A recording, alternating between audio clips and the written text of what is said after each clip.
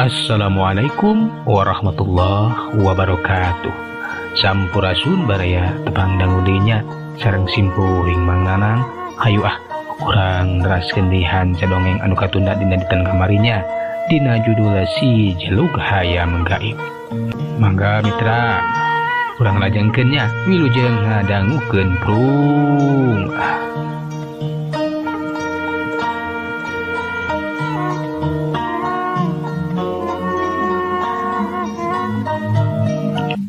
Dagoan we sakedeung aki rek nyokot heula keris emas ruminten di jero kamar. Oloyong aki ucup teh asup ka kamarna teh kungsi lagi storojo deui bari mawa bungkusan lamak bodas anu isina keris teh. Tah ieu jang kerisna teh. Ih mana ki eta mah bungkusan lamak bodas atuh lain keris. Ceuk yang odo manehna mah kageteun. Sahab keris teh kapanan dibungkus ku lemak bodas jadi teka tingali. Ih ari si laing kapanan di jerona mah ieu teh keris deuleu balagug di sia mah ke ku aki urang buka. Oh dibungkus ya sok atuh gancang ge buka lah. Uing jadi penasaran ye gancang atuh lemak bodas teh dibuka ku aki ucup. Barang dibuka teh breh katingali lain keris tapi mangrupakeun hiji tusuk kone mangrupakeun pusaka oge. Hor ieu mah tusuk kone ki lain keris. Nah ari aki heuh ieu mah tusuk kone geuningan. Nya paragi Nyai Ronggeng lamun hayang ka sohor tah ieu mah ke pusaka ieu jang. Pahili alias pagentos jiga nama. Halah aki teh salah nyokot jang da bungkusan aya 2. Si aki masalah nyokot sagala. Kumaha tuh nya dagoan we aki ge urang heula dagoan urang cokot deui nya. Masalah engke mah datang tuh bungkusan nu hiji deui mah eta teh keris nya eta mas ruminten teh. Ke dagoannya koloyong ati ki ucup teh asup deui ka jero kamarna gap kana bungkusan bodas anu hiji deui. Geus kitu mah dibawa deui ka hareupeun Jang Odo jeung mitohana. Bari dibuka lamak bodas teh breh katingali eusina teh bener wae keris. Mun ieu bener ki keris. Ieu teh keris emas ruminten teh aki. Ya bener jang ieu teh mas ruminten.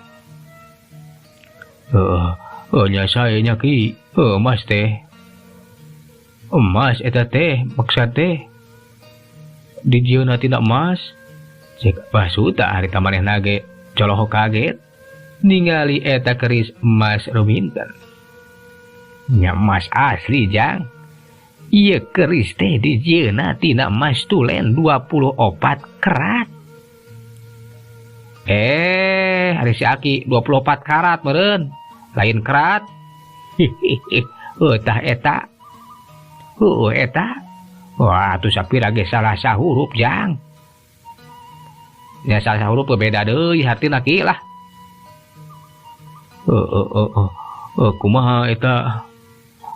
Ayeuna salajengna na kumaha teh keris teh bari dikumahakeun. Iya keris teh rek diasupkeun ku aki kana jero eta hayam. Ngan bae kudu aya syaratna jang.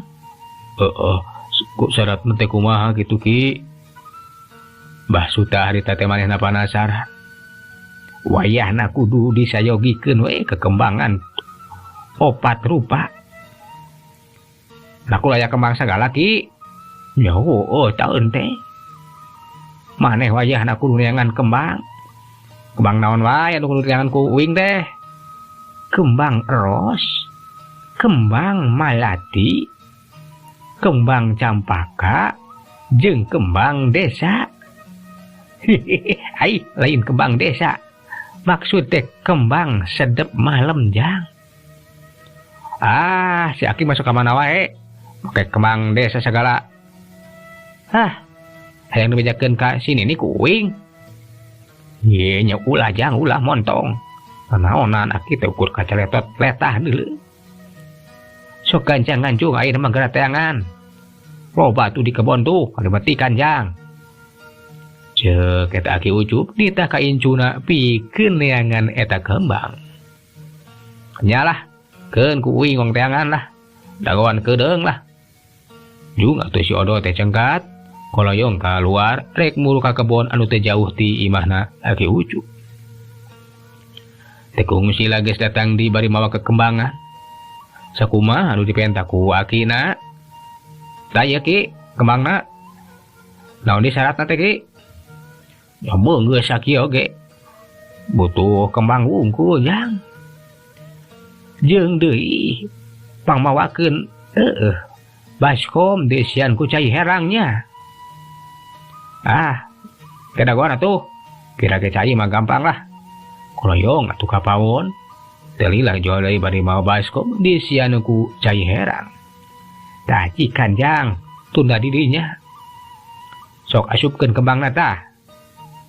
Atuh kembang nu opat rupa teh diasupkeun kana cai dina baskom.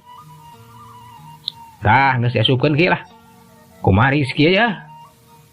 Jagoan aki rek mapatkeun heula jampe jang. Kapan ieu keris leutik teh diasupkeun kana awak hayam. Kedagoannya kan omat lamun aki keur jajampean keur metakeun tareka ulah geruh. Nyalanya nya mah enggak mudah-mudahan atuh enggak beres. Tuh geus kitu mah aki ucup manehna kadenge gagerendengan mapatkeun jampe pamakena. Semua wiswiu hong lintang-lintang. Semua wiswiu hong lintang-lintang. Pusaka Mas Rumin dan ngancik salinglang-linglang dina badan si Jargem. Hong semua ahau wew. Hong semua ahau wew.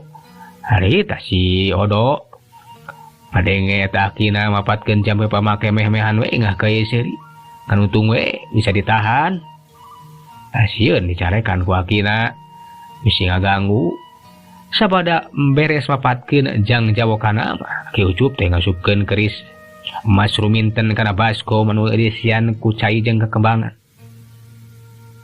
Matak aneh katinggalina sabab keris teh ngadadak leungit tanpa lebih ilang tanpa karana.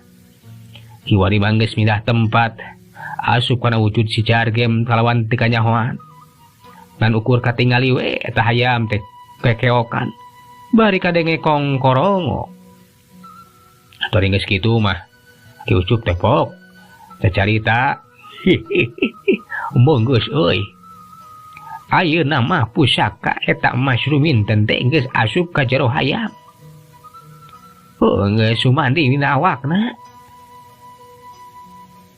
Har, geus beres. Aduh, paingan atuh si Jargem teh bieu teh disada. Jadi keris teh geus aya di awak si Jargem Ki. Nyaho jang. Kapanan sidik tadi oge. Basa diasupkeun kana eta baskom. Leungit. Keris teh mindah tempat. Nya nuhun we Ki ari tos beres mah. Mugi si Jargem teh tiasa diandalkeun ku kuring. Nya Bandungan we jang. Kumaha kahebatan si Jargem. Mudah-mudahan musuhna teh moal aya nu kuateun. Ngalawan si Jargem kiwari kitu tah. Sanajan hayamna boga kakuatan oge wedu. Tang tu moal mampu ngalawanan pusaka keris Mas Ruminten.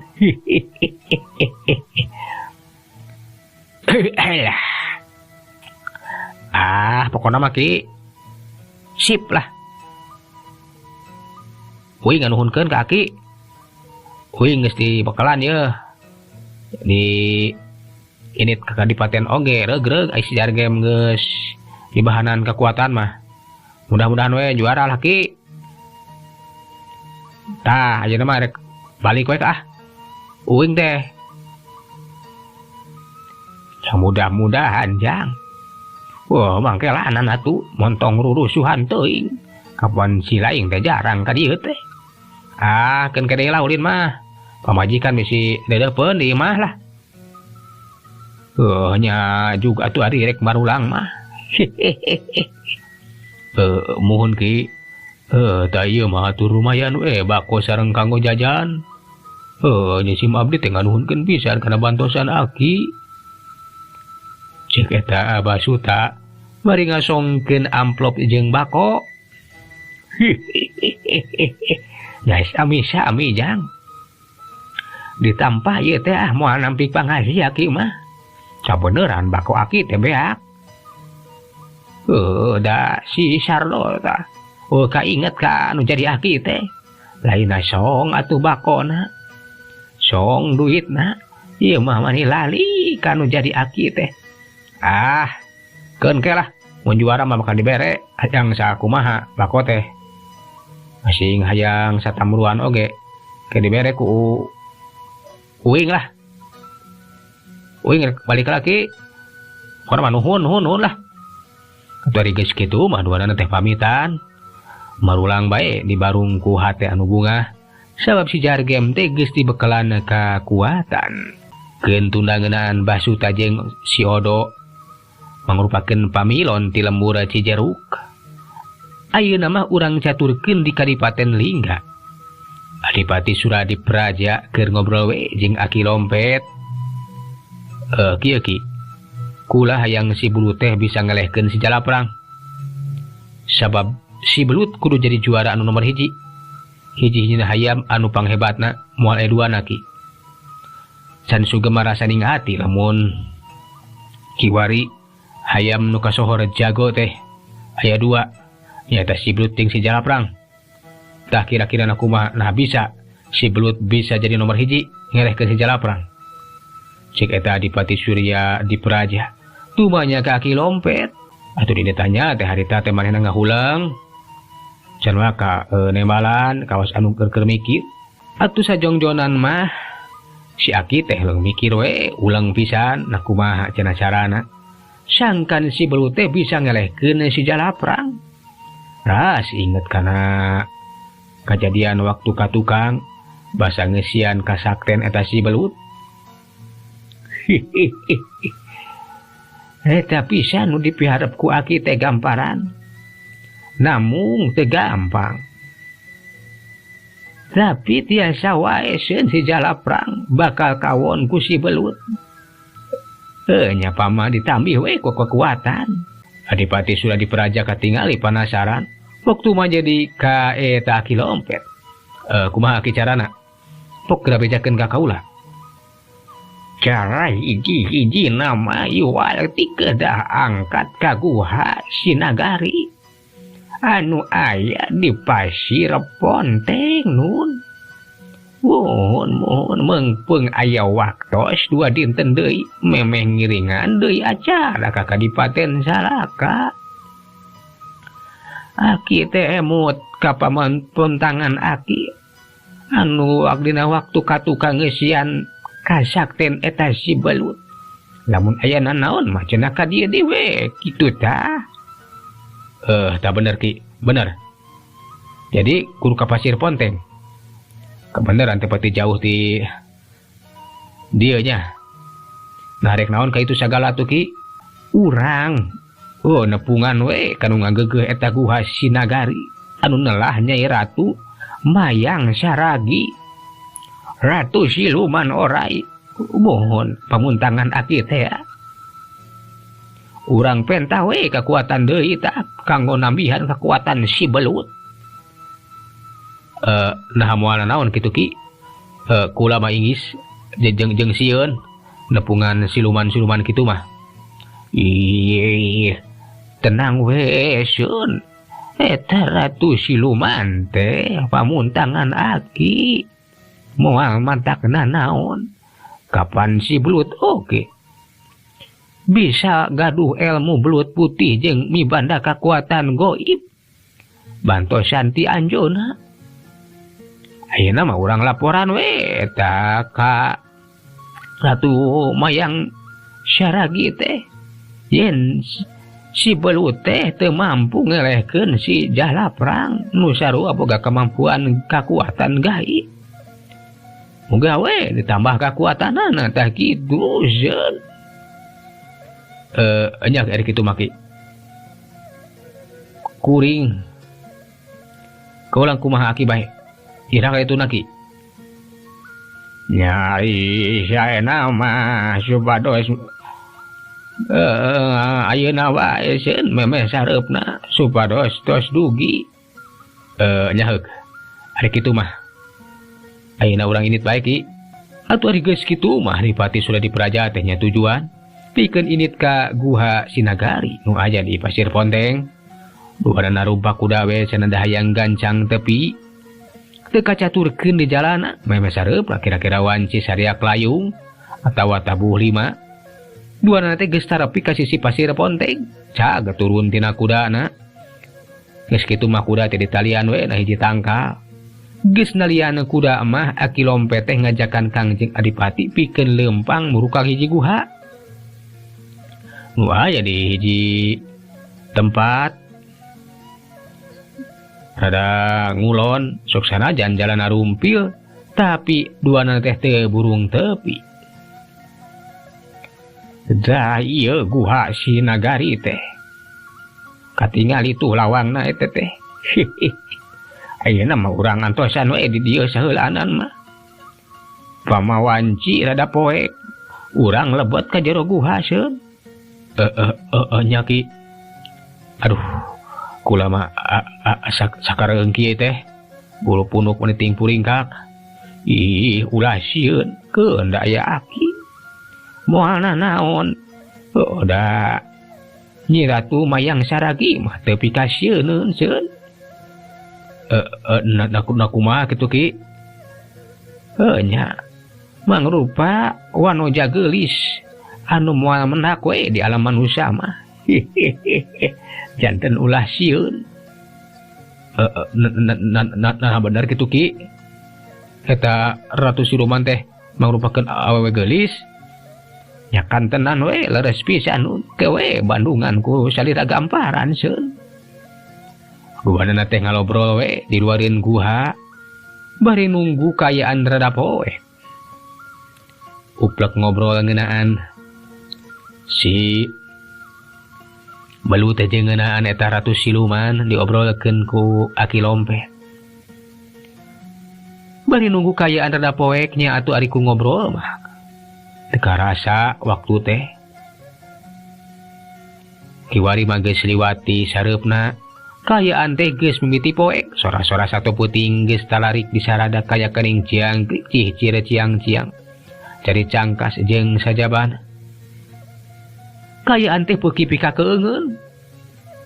Puguhan tempat anu sanget jeung jarang aya jalma nu kumaha ngulampreng kalebah dinya. Kawantu kiwari mah kayaan teh geus poek. Cacak-cacak masih keneh caang oge atawa sareupna masih keneh reup-reupan. Kayaan teh geus beuki karasa keung komo ayeuna geus poek. Tapi keur Adipati sudah diperaja manehna rada regreg. Sabab aya Aki Lompet anu nenangkeun manehanna moal kitu kieu cenah. Keur Aki Lompet mah geus biasa teu ngarasa sieun. Tos poek sieun ayeuna mah urang lebet we hayu. Keun da Aki urang itu tuh oncor urang seungeut heula. Urang tuh oncor teh seungeut. Adipati sudah diperaja teh nurut we. Teu wani baha, teu baca carita. Manehna nurut ka pangajakna Aki Lompet. Sup duanana ka jero guha, oncor teh ditunda dina dingding guha. Atuh breh katingali kayaan di jero guha teh kiwari mah caang. Eta guha teh matak pika betaheu. Diwangun ku salahnit anu matak betah ningalina. Kek duanana teh dariuk dina batu dempra. Katingali nyang hareupan ka hiji liang anu aya di jero guha.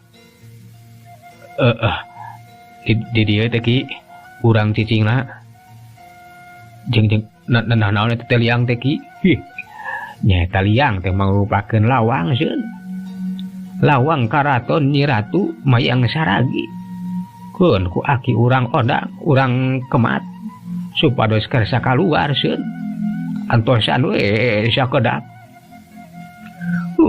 aki bakal ngemat heula eta Nyi Ratu Mayang Saragi tugas kitu mah aki lompet teh kunyam-kunyem mapatkeun jang jawokanana bari ku siwel ngaluarkeun menyan sababaraha gulun tuh terus diseungeut peledug haseup teh mulak kaambe kiwari mah di jero hate singit ku menyan sok sanajan eungap karasana ku eta Kangjeng Adipati tapi ditahan we teu wani bah jeung teu wani cacarita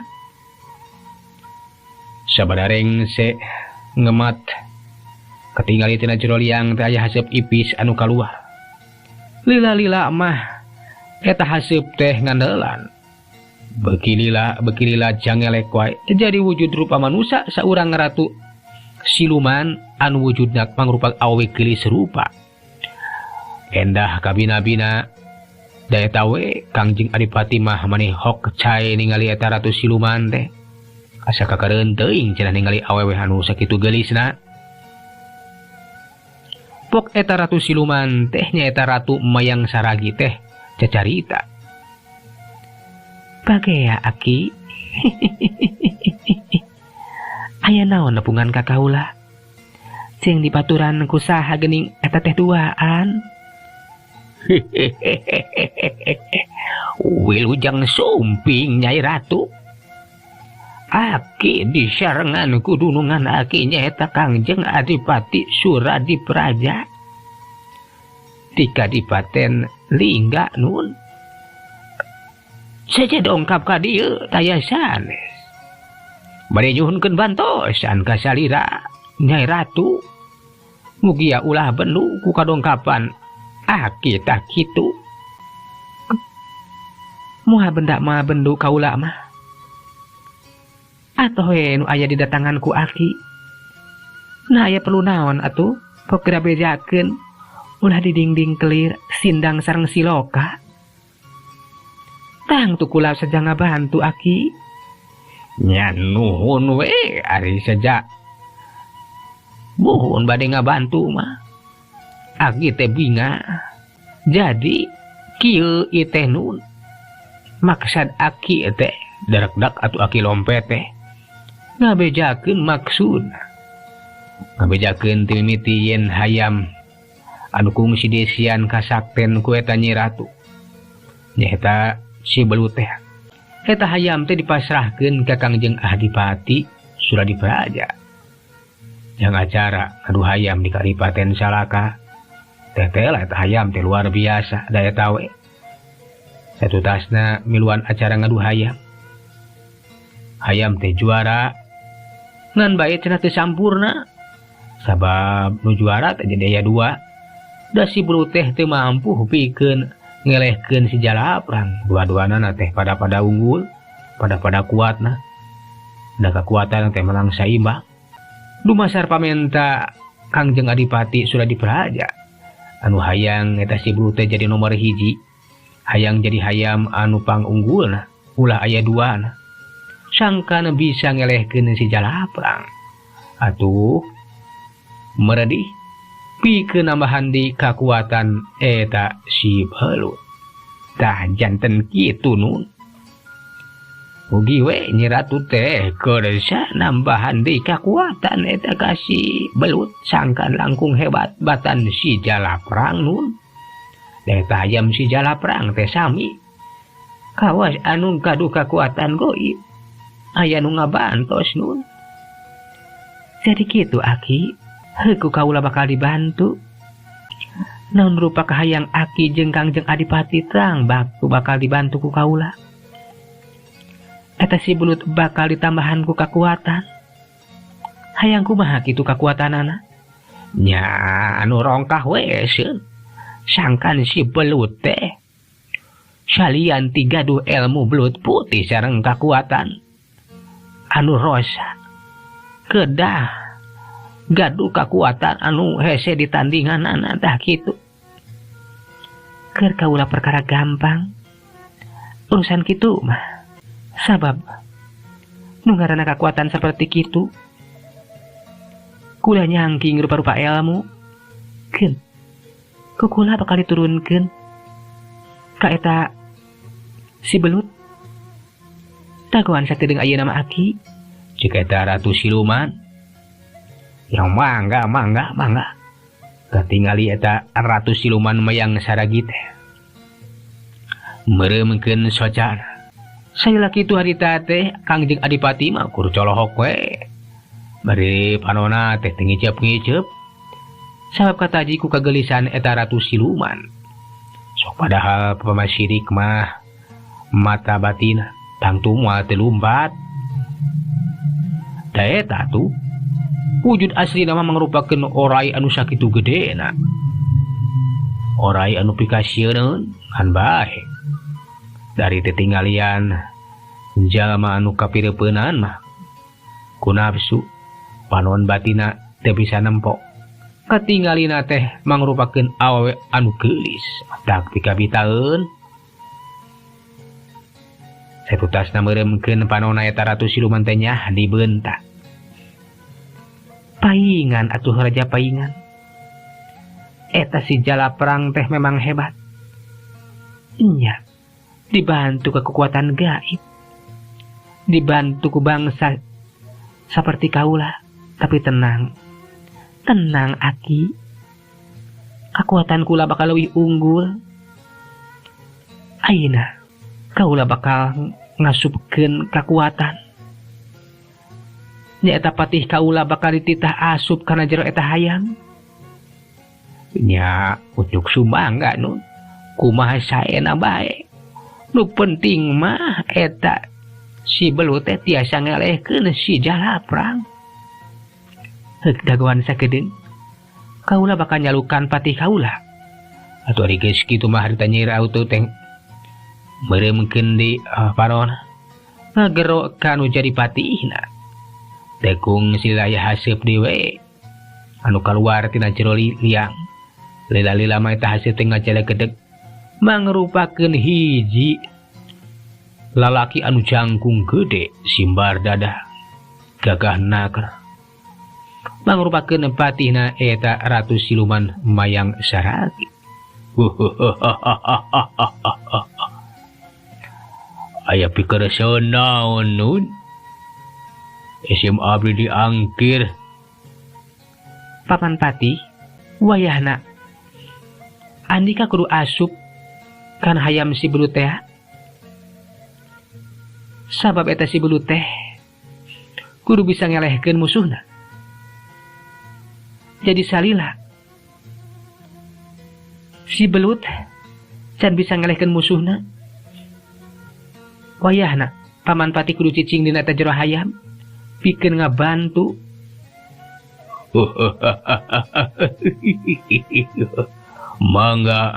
mangga nun nandropi pamunut Kangjeng Ratu kaula baris di sanggeman mangga cek eta paman patih manehna nyanggupan kana pamenta nu jadi ratu nah atuh ari geus kitu mah Nyi Ratu teh pamitan tah kitu aki ayeuna mah kula rek asup deui ka karaton kaula sabab patih kaula geus nyanggupan pikeun asup ka bantu ka aki duaan nya nuhun we sieun ari tos kieu mah aki teh regreg